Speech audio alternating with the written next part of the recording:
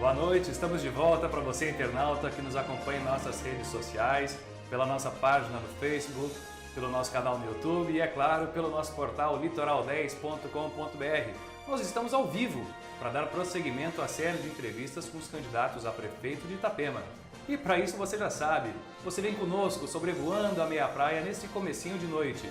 18 graus é a temperatura, vem a bordo do nosso drone, confira o trânsito neste momento na Avenida Nereu Ramos.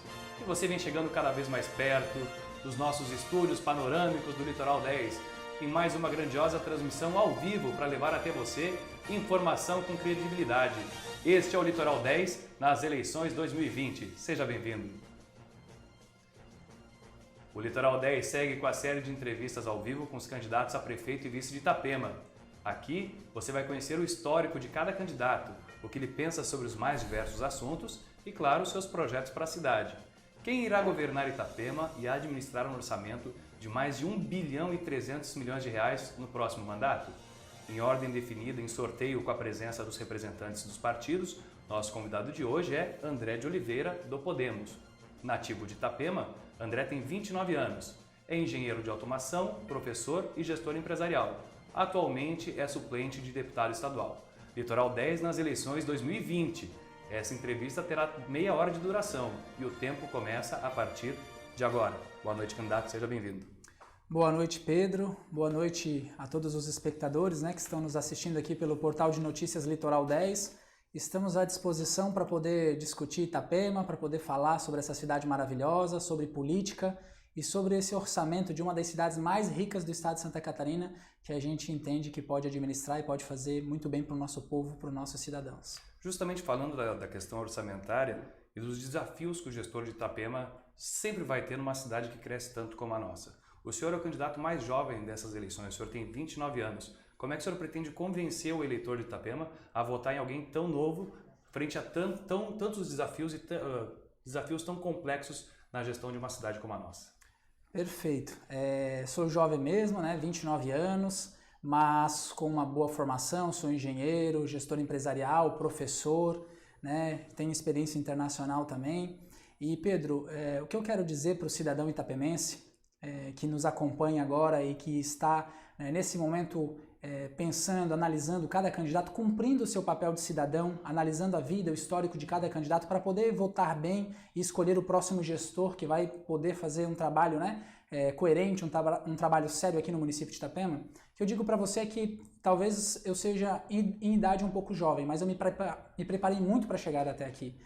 Eu estudo muito, sou apaixonado pela nossa cidade, estudo muito sobre política, me preparei na minha formação profissional, na pós-graduação, me preparei na vida e eu tive a oportunidade ano passado de fazer uma das melhores experiências com relação à formação política que acredito algum político possa ter, que é ter participado do curso de formação do Renova BR Cidades, a maior escola de formação de políticos do Brasil.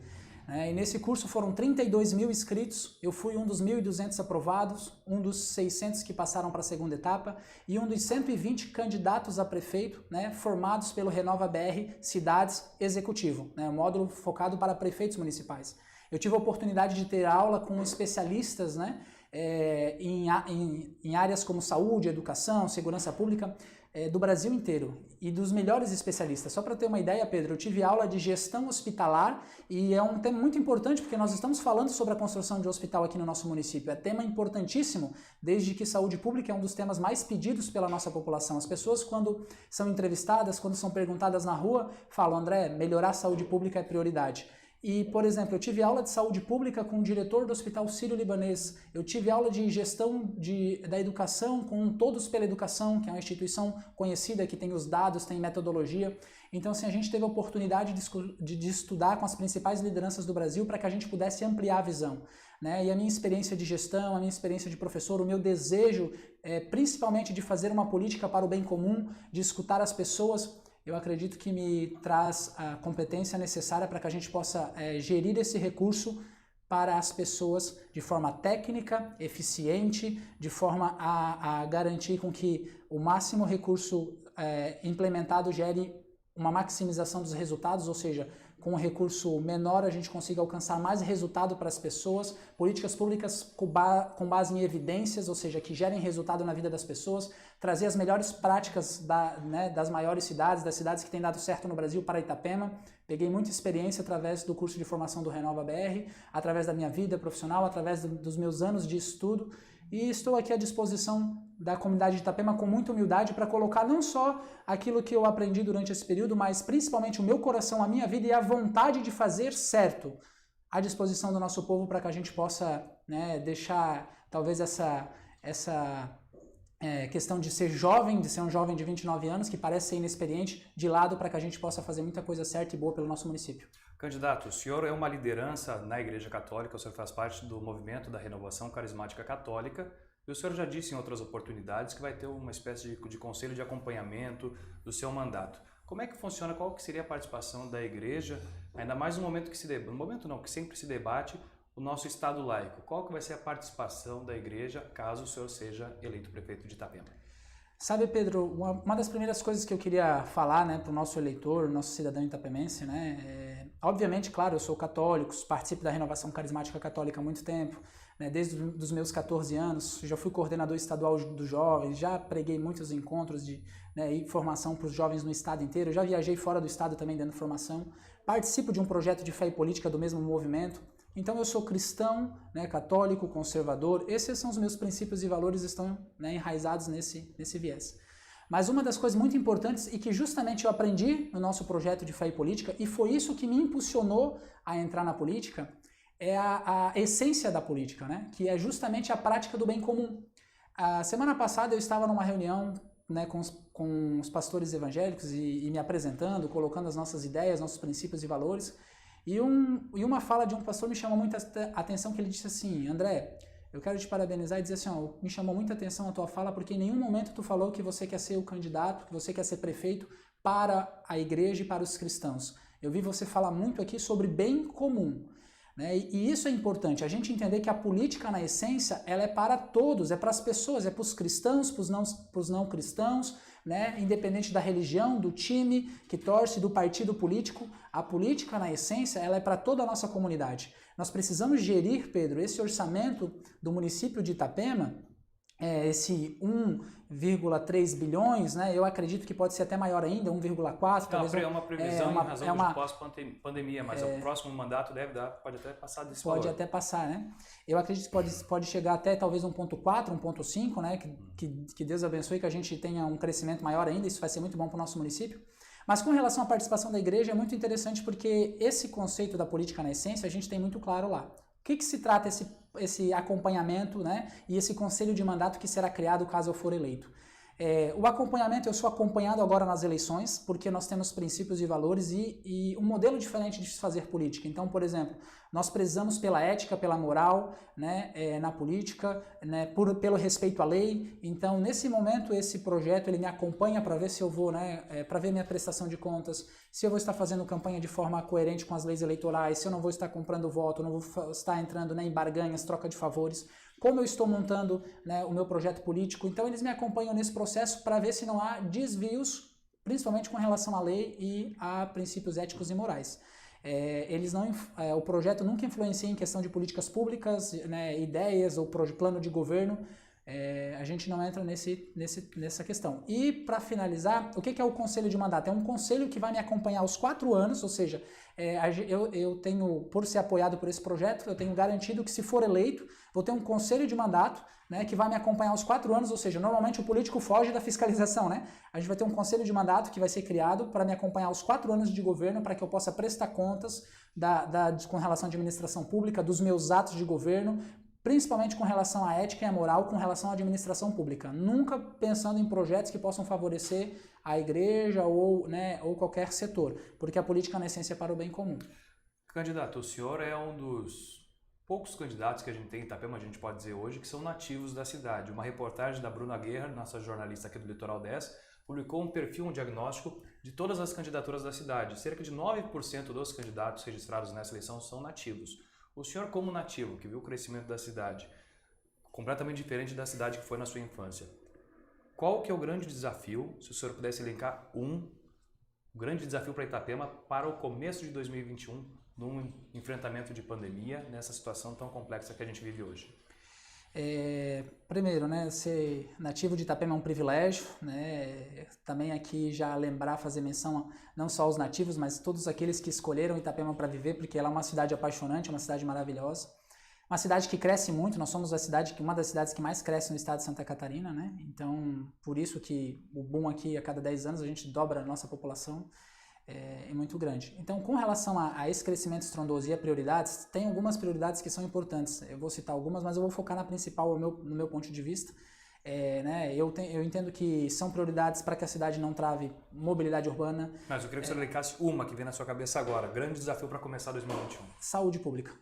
E eu falo saúde pública de qualidade, eficiente. Não estou falando de obras de saúde pública, estou falando de saúde pública eficiente, como prioridade que gera resultado na vida das pessoas, que garanta atendimento, que garanta especialidades, que garanta atendimento de média e alta complexidade, né, que resolva a vida das pessoas. Por quê? Focar em gestão, você diz. Focar em gestão de saúde pública. Mas, perfeito. Então, se o senhor, aplicando esse primeiro plano que o senhor tem em mente, qual seria a primeira demanda? Qualificação de servidores, equipamentos, remédios? O que o senhor pensa assim, eu tenho que entrar na prefeitura e fazer isso, caso o senhor seja eleito? Ampliar o atendimento, contratação de profissionais, qualificação de profissionais e ampliar o atendimento da atenção básica. Hoje a gente tem postos de unidades de saúde, unidades básicas de saúde fechadas, que não estão funcionando, precisam abrir essas unidades, implantar programa de estratégia os programas de estratégia de saúde da família nas unidades básicas de saúde. Precisa ampliar a equipe, né, para ter atendimento. Precisa aumentar as especialidades. Então esse seria um ponto crucial para que a gente possa ter quantidade e qualidade de atendimento para a população. Um debate que tem sido muito recorrente, muito atual aqui no município, é justamente a questão da mobilidade urbana. Então, nesse momento, o senhor colocaria como uma prioridade execuções, não, evidente não vai deixar de lado, mas execuções na saúde. Mas entrando na mobilidade urbana, que deve ser, nesse momento, um dos grandes gargalos que a cidade e a região também enfrenta. O senhor coloca no seu plano de governo que entre as prioridades estão a abertura/conclusão da Terceira Avenida na Meia Praia, também a abertura do acesso da Rua 306 até a BR-101, a construção de uma nova ponte na Rua 306 e o projeto de ligação da malha viária entre todos os bairros. Como que seria um plano de atuação do senhor na mobilidade urbana para enfrentar esse grande problema que é a falta de fluidez no trânsito? A mobilidade tem sido bem delicada na cidade. Nós somos uma das cidades, né, já falei isso, que mais cresce no estado. Se tem uma coisa que pode travar a nossa cidade é justamente a mobilidade urbana. Esse crescimento, né, que a gente tem pode ser travado por causa da mobilidade urbana, porque a partir do momento que a gente não conseguir mais se locomover na cidade, as pessoas deixam de vir para cá, né? Então, assim, a mobilidade urbana e a infraestrutura da cidade como um todo, nós temos uma ferramenta fantástica que já está aprovada em lei, apesar de que eu penso que nós precisamos revisar novamente o nosso plano diretor e aprovar o pacote do plano diretor como um bom plano, né, para toda a gestão urbana da cidade de Itapema. Tá? Mas assim, com relação à mobilidade urbana, a gente tem uma ferramenta fantástica aprovada e que eu entendo que está sendo usada da forma errada, que é a outorga onerosa. O que é a outorga onerosa? O Estatuto das Cidades, ele é muito claro, né? A outorga onerosa é uma política pública para que a gente possa vender um potencial construtivo, ou seja, o construtor ele pode construir um pouco a mais na cidade, né, no terreno ali onde ele imagina construir uma obra, e esse valor que ele paga para a prefeitura, ele precisa ser revertido para uma conta específica e ser usado em infraestrutura, principalmente... Por que você acha que está sendo utilizado? Porque hoje a gente não tem transparência. Muitas pessoas dizem, e a gente tem contato e tem na nossa base de apoio vereadores, na Câmara de Vereadores, com vários pedidos de informação com relação se essa conta específica está criada e principalmente... O Estatuto das Cidades é muito claro, precisa existir a conta específica para que o dinheiro da outorga onerosa vá para essa conta, e essa conta ela precisa ser aplicada em infraestrutura no município e gerida essa conta, o poder público em parceria com o Conselho das Cidades. Hoje não existe Conselho das Cidades no município. Como é que estão, né, utilizando o dinheiro da outorga onerosa sem aprovação do Conselho das Cidades? E o Estatuto das Cidades é muito claro. Precisa haver, né, a aprovação do Conselho das Cidades para utilizar o dinheiro da outorga. Então veja bem, nós temos hoje um recurso, se estima, né, hoje o poder público, a Câmara de Vereadores e as pessoas que acompanham o poder público, que já se arrecadou mais de 80 milhões de outorga onerosa, só que não se sabe precisar, não existe transparência com relação a esses gastos, uma prestação de contas de onde foram aplicados esse dinheiro. E muito menos a participação da sociedade através do Conselho das Cidades para a destinação correta. Então, hoje... A gente tem um orçamento, claro, para saúde, educação e tantas coisas, mas para a infraestrutura a gente tem um orçamento gigante, que é o dinheiro da outorga. Então a gente tem recursos para abrir a Terceira Avenida, a gente tem recursos para abrir a 306, fazer um acesso novo, né, até a BR, a gente tem recursos para construir a nova ponte, a gente tem recursos para abrir a ligação interbairros, Tabuleiro e Várzea, né, fazer a conexão interbairros, abrir talvez uma nova via, talvez uma nova avenida, né, Beira Rio, é uma ideia aí que a gente está aventando para que a gente possa trazer mais fluxo também aos veículos. A partir do momento que a Terceira Avenida já ficou também estreita, a gente não vai conseguir alargar mais do que... Mas o senhor pensa em fazer tudo isso com recurso próprio da prefeitura? Com recurso de outorga onerosa. Da outorga. Então, falando justamente para a gente dar uma arrematada na questão da mobilidade urbana, no seu plano de governo consta a construção de uma ciclovia na Estrada Geral do Sertão do Trombudo. O senhor já tem estudo orçamentário também, o tempo de obra, porque a via do Sertão do Trombudo é muito extensa. Então, como é que foi esse estudo de vocês? É possível mesmo fazer? É possível fazer porque, nós estamos falando de um orçamento, Pedro, né, como você falou no começo aqui da nossa entrevista, de 1,3, 1,4 bilhões em 4 anos. Nós estamos falando de um orçamento no ano de 2021. Porque a despesa também é elevada. Então, tem que ver a margem de investimento, Mas a gente pode reduzir bastante a despesa com funcionalismo público, principalmente cargos comissionados. O senhor pretende reduzir? Pretendo reduzir, fazer reforma administrativa. Inclusive, tenho proposta para reduzir salário do prefeito e do vice-prefeito, de secretários. 30%. Em 30%. Isso é uma questão, não é demagogia, nem nenhuma proposta eleitoreira, é justiça. Por que eu digo que é uma questão de justiça? Hoje o município de Itapema ganha mais, o prefeito, por exemplo, o vice-prefeito ganham mais do que o prefeito de Balneário Camboriú, por exemplo, ganham quase parecido ao prefeito de Joinville, que é uma cidade de 600 mil habitantes. Então, é colocar o salário do prefeito de Itapema no patamar das cidades do nosso tamanho. Mas o senhor pretende reduzir o número de cargos comissionados também? Também. Justamente porque... Já tem uma noção de quanto o senhor gostaria de reduzir, que hoje está cerca de 150? Não, eu acredito que mais, né? Mas quanto que o senhor pretende reduzir? A nossa proposta é trabalhar num número em torno de 25% a 30%. Tá, ok. Isso. Candidato, agora mudando um pouquinho aqui sobre servidores, falando sobre segurança pública sempre de acordo com o seu plano de governo. O senhor não cita a criação de guarda municipal no plano de governo. O senhor pretende criar? Eu cito no plano de governo a criação da Secretaria de Segurança Pública e avento a possibilidade, né? Isso não está no plano, mas a gente está colocando agora conversando com as pessoas, a possibilidade de a gente criar a Guarda Armada. Por um motivo muito simples, né? A gente fez um estudo aprofundado do nosso orçamento. Como a gente tem algumas questões que é uma crítica que a gente faz com relação à transparência, a gente não vê transparência nos gastos públicos aqui no município. Então a gente, né, tem algumas dúvidas com relação ao endividamento do município e tudo mais. A gente sabe que foram muitos empréstimos que a Câmara de Vereadores autorizou, a gente tem informação desses empréstimos, mas faltam ainda algumas informações com relação a prazo, né, e tudo mais.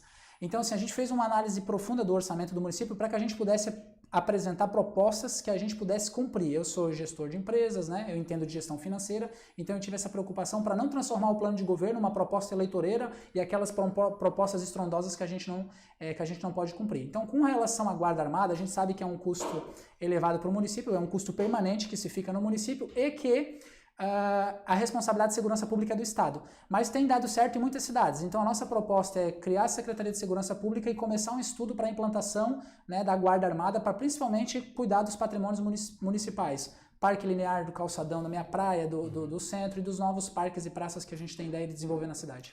Candidato, a gente tem que entrar um pouco também, que o nosso tempo está correndo, estamos com 12 minutos, 13 minutos praticamente de entrevista ainda, restantes, na educação. Vamos tentar fazer duas em uma aqui. Qual que é a sua proposta para a valorização do magistério da cidade e também que o senhor cita no seu plano de governo que pretende zerar as filas em creches no ensino infantil. Mas também temos que pensar no ensino fundamental. Um grande gargalo também ontem foi questionado para o candidato que esteve aqui. Sua proposta em linhas gerais para a educação, para zerar a fila em creche e não deixar que falte vaga para tantas famílias que vêm se mudando para a cidade praticamente a cada dia. Tem mais gente vindo para Itapema. Como é que o senhor vai fazer isso daí? Aí a ideia são duas, né? Construir novas unidades, é necessário, né? De creches e também de escolas. Ao mesmo tempo que a gente trabalhar em parceria com uma parceria público-privada com as instituições de ensino que a gente já tem no município. Acredito que você conheça muito bem, como pessoa bem informada e política né? E jornalista do meio político também que né, Pedro? Existe um sistema funcionando no Brasil, em várias cidades, né, e que funciona muito bem, que é o sistema de voucher, né, onde a Prefeitura Municipal contrata vagas no sistema privado para atender a sua demanda. Então, acredito que a gente possa, nesses próximos anos de mandato, conseguir dar uma atenção especial para a comunidade com relação à demanda de creches, né, e o ensino infantil e básico, por questões de os pais que precisam trabalhar, que precisam, né, tocar sua vida profissional, e também com relação ao ensino fundamental. Então a ideia são essas duas, construir novas unidades e também a gente atender a demanda contratando na iniciativa privada. Candidato, entrando no tópico de desenvolvimento econômico, geração de emprego e renda, é uma proposta bem recorrente. Eu acho que todo eleitor que conhece Itapema acompanha as eleições. Toda eleição a gente fala sobre parque industrial. Isso vai ser perguntado, como vem sendo perguntado, para todos os candidatos. O senhor coloca como proposta de governo a criação do Parque e Condomínio Industrial de Itapema. Também a construção de espaço 4.0 para preparar os jovens para a tecnologia. E uma questão que, entrando um pouco no turismo, mas também na geração de emprego e renda, que o senhor pudesse debater sobre esses três pontos ao mesmo tempo. A privatização do Mirante do Encanto, com o percentual revertido para a gestão da Secretaria de Turismo. O que o senhor, de forma integrada, a construção do Parque Industrial, que é uma proposta recorrente, privatização, que é até uma proposta nova do Mirante, e esse espaço para os jovens, como é que dá para integrar esse processo de desenvolvimento econômico com qualificação dos jovens para inserção no mercado de trabalho, com recursos de privatização para o município? Qual que é a sua ideia na geração de emprego e renda de forma integrada com esses três modelos aqui? Primeiro é vontade política, porque é o seguinte, o condomínio industrial, às vezes o pessoal fala, o condomínio industrial é uma obra de grande porte. Não é, o condomínio industrial a gente precisa fazer uma infraestrutura. Hoje no bairro, a gente tem, no bairro Morretes, a gente tem a área já, né, destinada para esse parque industrial, né, para esse condomínio empresarial há muito tempo. Precisa se investir em infraestrutura e atrelado a isso a ideia de um polo tecnológico, atrelado a um espaço 4.0. Só para você saber, Pedro, não sei se você tem essa informação, o recurso do espaço 4.0 já está nos cofres do município. Pouca gente aqui no município sabe, eu não fiz muita questão de divulgar lá no começo, mas até logo eu vou apresentar agora na campanha, logo eu vou gravar um vídeo com o deputado federal que mandou o recurso do Espaço 4.0, é uma política pública da Secretaria Nacional de Juventude. Eu um dia em casa no sofá, estudando sobre política e analisando o cenário nacional e tal, e vi a matéria do Espaço 4.0 da CNJ, li o programa, né, a política pública, que é o que é o Espaço 4.0? É um centro para se desenvolver treinamentos, né, tecnologia, cursos de profissional na área de informática, redes de computadores, programação, automação, para jovens, né, e adolescentes, principalmente em situação de vulnerabilidade ou jovens e adolescentes como um todo na nossa cidade. Essa política pública, o que eu fiz? Eu sentado no meu sofá, não precisei ir para Brasília, liguei para o deputado federal amigo meu e falei, Rodrigo Coelho, deputado federal de Joinville, Rodrigo, seguinte, conhece o Espaço 4.0? Pô, André, conheço. Ele perguntou para mim, de onde tu sabe do Espaço 4.0? Não, eu acompanho a CNJ e tal, a Secretaria Nacional da Juventude. Falei, manda o Espaço 4.0 para mim, para Itapema, para nós levar o Espaço 4.0 para trazer formação profissional para os nossos jovens. E aí ele destinou a emenda, a gente captou o recurso, eu até fiz contato com... De quanto que é o valor? 300 mil para a construção desse espaço. E então o que acontece hoje? Recurso para a gente desenvolver um polo tecnológico, uma incubadora social e trazer empresas para o município de Itapema é tranquilo, o município tem orçamento para isso. Outra coisa importante, eu já trabalhei no sistema Fiesc, conheço um pouco a indústria, tenho um relacionamento na indústria, existe, né, indústria, empresas, e aí eu digo indústrias sustentáveis, né, porque Itapema não comporta uma indústria poluidora, mas existem empresas no Brasil inteiro querendo vir para cá, para gerar emprego, gerar renda, né, investir na nossa cidade. E inclusive existem empresas aqui querendo um espaço no condomínio industrial para que possam ampliar suas operações e oferecer emprego e renda. Existem várias empresas que nós já visitamos que têm a capacidade de gerar 40, 60, 50 empregos a mais do que já geram hoje no município com investimento, né, tendo espaço no condomínio industrial. E para finalizar, com relação a essa questão do desenvolvimento econômico, a gente precisa fazer isso tudo de forma integrada. O carro-chefe do município de Itapema, né, o que faz com que a construção civil seja pujante, seja forte dessa forma, é as nossas belezas naturais, é a nossa praia, é o turismo. Nós precisamos profissionalizar a gestão do turismo público. Nós temos muitas pessoas na iniciativa privada boas, que entendem de turismo, e o nosso turismo, muitas vezes, no município, ele não é profissionalizado. Então, a gente precisa investir num calendário turístico, nós precisamos investir num calendário de festividade, de festa, de festivais, trazer para Itapema uma festa nacional, talvez a Festa Nacional do Frutos do Mar, é proposta do nosso plano de governo, investir no turismo de eventos, né, abrir a cidade para iniciativa privada, a ideia de privatizar o Mirante é isso, sabe? Para que a gente possa utilizar bem aquele espaço público, para que a gente possa fazer com que aquele espaço público ele cresça, ele gere mais, né, oportunidades de emprego, de renda, ele seja mais atrativo para a vinda do turista aqui para o município de Itapema. E assim não só com o Mirante, mas em outras áreas a gente trazer projetos da iniciativa privada para que a gente possa vender Itapema o ano inteiro. Até eu não respondi antes com relação à ciclovia na Estrada Geral do Sertão. Qual é a ideia? Nós precisamos investir no turismo rural ao longo da Estrada Geral do Sertão do Trombudo. Para mim é incabível que se fez aquela infraestrutura no Sertão do Trombudo e não já se fez a ciclovia junto e as calçadas. Então a gente já tinha que ter preparado aquele espaço para investimento. Hoje tem muita gente andando de bicicleta, né? Trabalhando essa questão do lado fitness, saudável, priorizando as bicicletas, a gente precisa conectar a cidade através das ciclovias e por que não investir no turismo rural através, né, ao longo, dar oportunidade para aquele povo também que mora lá para empreender, para gerar emprego, gerar renda, ao longo, né, da Estrada Geral do Sertão do Trombudo e, obviamente, para isso a gente precisa de uma ciclovia, para as pessoas terem acesso lá, né? É que o senhor falou sobre a ciclovia novamente, eu já ia entrar no tópico sobre preservação ambiental, mas só para deixar amarrado, não deixar nenhuma dúvida sobre a vinda de empresas no Parque Industrial numa possível gestão do senhor. Qual é o modelo que o senhor prevê para atrair essas empresas? Seria isenção fiscal? Seria doação do terreno? Qual que é o seu modelo para trazer empresas e indústrias para esse possível parque e condomínio industrial? O modelo ideal hoje, a nosso ver, seria a concessão do espaço e atrelado à geração de emprego e renda. André, existe a possibilidade de isenção fiscal e tudo mais, eu acredito que a concessão do espaço já é uma grande vantagem, aí dependendo do modelo de negócio, da quantidade de empregos que possa ser gerada, o tipo de empresa que vai vir para cá, eu acredito que a gente pode até trabalhar essa questão da isenção fiscal, mas hoje o modelo inicial seria a concessão do espaço atrelado à geração de emprego e renda. Agora voltando então à sequência sobre preservação ambiental, também consta do seu plano de governo, estancar o derramamento de esgoto nos rios e criar parques e reservas ambientais da cidade. Não é uma promessa muito forte estancar o derramamento de esgotos, porque a relação sempre vai ser dependente da companhia da concessionária da Conasa. Como o senhor vê, como seria a sua relação com a concessionária de água e esgoto do município, pensando nessa preservação com uma promessa que é forte, estancar o derramamento de esgoto nos rios? Perfeito. Talvez, né, a gente poderia ter delimitado um percentual disso, uma redução, né, mas hoje, como a gente não tem também a quantidade hoje mapeada no município de Itapema, a gente colocou como objetivo trabalhar nessa área que eu tenho entendimento que é uma área hoje no município que é desassistida. Então a gente não tem uma política pública hoje que trabalhe, né, para identificar os focos, né, de derramamento de esgoto na rede pluvial, nos nossos córregos, rios, que consequentemente chegam à praia. Então, assim, existem projetos fantásticos. Em Florianópolis existe projeto nesse sentido, em várias cidades do Brasil, com relação à investigação, né, a atuação para lacrar o derramamento de pontos, né, de derramamento de esgoto na rede pluvial e nos córregos e rios. Em várias cidades. Florianópolis é um exemplo disso. Então a gente precisa de uma política pública, um investimento do município para que isso comece a acontecer. Existe tecnologia para isso, para identificar os pontos, para começar a fazer com que os pontos de esgoto que não estão conectados à rede de esgoto da concessionária sejam conectados, né, e aqueles pontos que estão chegando na rede pluvial sejam lacrados e o responsável seja atuado e consequentemente resolva o problema, que é crime ambiental.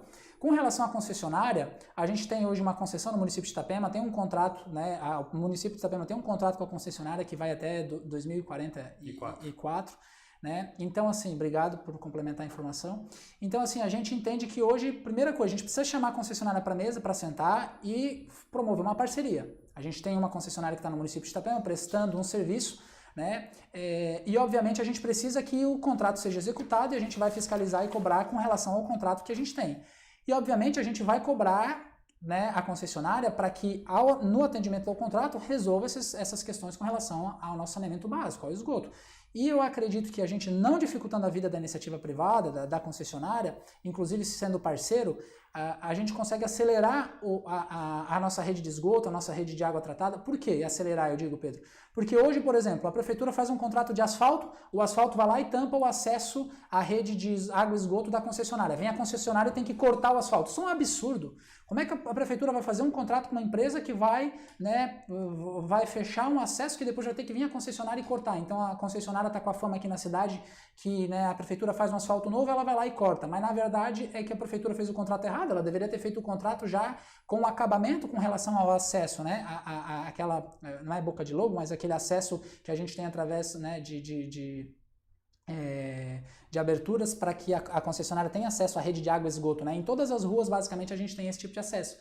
Então, assim, a gente precisa trabalhar em parceria para facilitar a vida não facilitar, mas para fazer com que a concessionária tenha mais condições de atender o contrato e fiscalizar para que o contrato seja atendido e trabalhar em parceria para que a concessionária atenda à demanda da população e escute a população, porque muitas vezes a prefeitura não caminha lado a lado com a concessionária, não ajuda, atrapalha muitas vezes e principalmente não se coloca do lado do cidadão. Quando o cidadão precisa de um auxílio do poder público com relação à fiscalização, à cobrança para que o contrato seja executado, ele não acontece. Então, da nossa parte, nós queremos ser parceiro da concessionária para que as coisas aconteçam no município, mas antes de ser parceiro do povo, para que o contrato seja executado e que a população pare de sofrer com muitas vezes as coisas que acabam acontecendo que a população fica desassistida porque não tem o poder público do seu lado. Candidato, nós estamos bem no finalzinho da nossa entrevista, estamos praticamente com 1 minuto. Vou lhe dar aí no instante final, o senhor olhar para a câmera e fazer suas considerações finais nesse minuto. Então eu queria agradecer muito essa oportunidade, né, do portal de notícias Litoral 10, ao Pedro Becker, né, que nos recebeu aqui com muita cordialidade, com muita isenção, e agradecer você, espectador, você, né, cidadão itapenense, munícipe aqui de Itapema, que nos acompanha até agora, e quero deixar uma mensagem clara para você. Eu acredito na política para o bem comum, eu acredito na política para as pessoas. Foi por isso que eu comecei a participar, né, do projeto de Fé e Política, comecei a participar em 2016, 2018, sou suplente de deputado estadual com uma das campanhas mais baratas do estado de Santa Catarina.